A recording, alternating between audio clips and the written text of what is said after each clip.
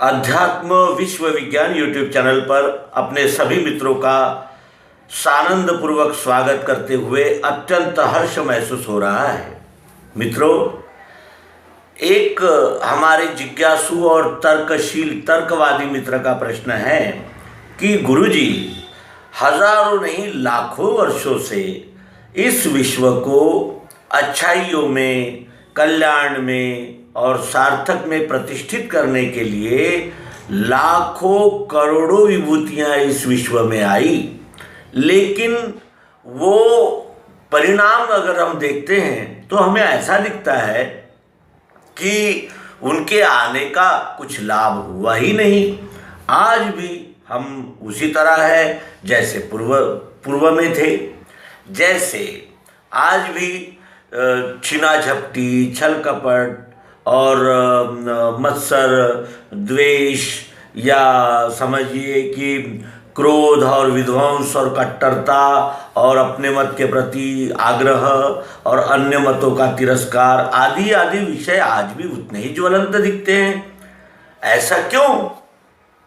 तो ऐसा क्यों है, इसके उत्तर में जब हमने श्री मायानंद जी चैतन्य इनकी वाणी का इन्हें अवलोकन किया, इनके वाणी को हमने जाना, तो हमें ध्यान में आया कि उनका वक्तव्य कल भी सिद्ध था और कल भी उचित था, योग्य था, और आज के संदर्भ में भी उनकी टिप्पणियां अत्यंत महत्वपूर्ण हैं। मित्रों, हम ये टिप्पणियां आपके लिए बुद्ध सूक्त नामक श्री मायानंद जी चैतन्य इनकी स्फुट सूक्तियों के संग्रह से बिन कर लाए हैं, चुन कर लाए हैं। प्रश्न है कि अध्यात्म का बोध क्यों नहीं होता और क्यों नहीं हो रहा है? इसके उत्तर में आइए मायानंद जी के विचार।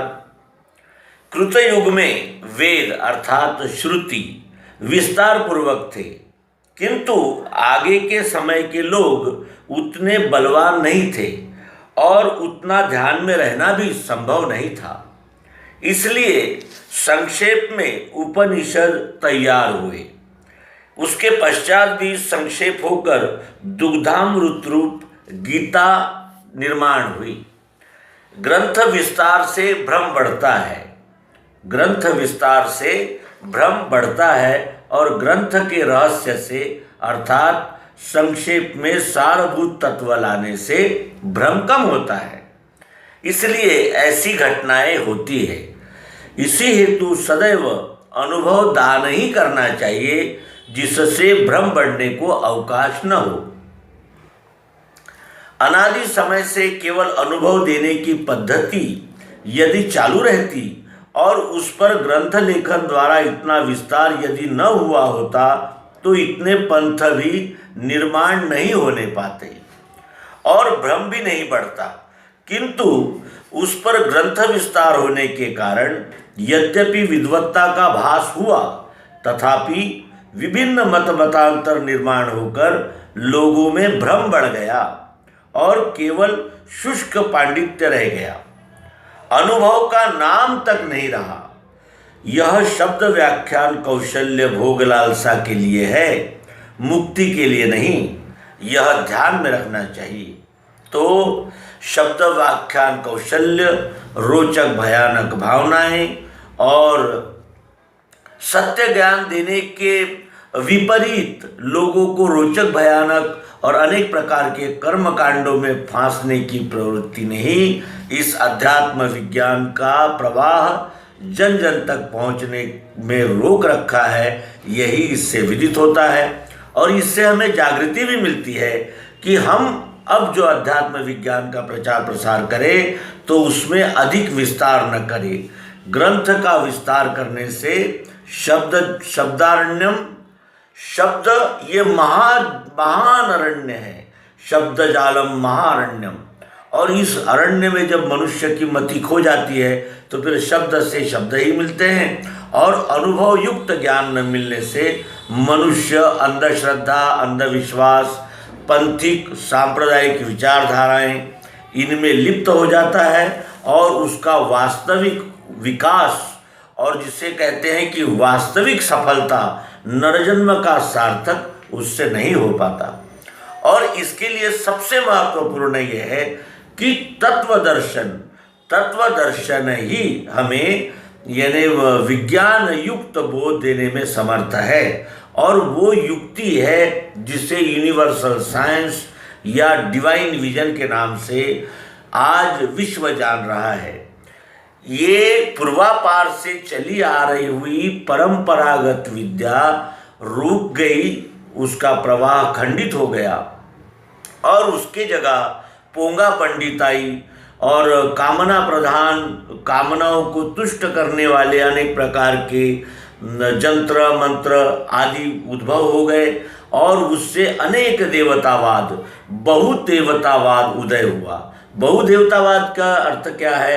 कोई वरुण देवता की पूजा कर रहे हैं, कोई अग्नि देवता की पूजा कर रहे हैं, कोई छठी माता की पूजा कर रहा है, तो कोई संतोषी माता की पूजा कर रहा है, कोई हनुमान को पूज रहा है, कोई कृष्ण को पूज रहा है। इस प्रकार बहुदेवतावाद फैल जाने से और इसका विखंडन ही होता गया। और उसमें भी विशेष ये रहा कि सभी संप्रदायों ने अपने धर्म, अपने पंथ या संप्रदाय के प्रवर्तक जो थे उन्हीं का नाम पर एक नया पंथ चला दिया, उनके ज्ञान को भी ढक कर रखा और उनके नाम से कर्म कांडों को प्रोत्साहन, उत्तेजन दिया, जिससे यह आज की परिस्थिति दृष्टिगोचर हो रही है।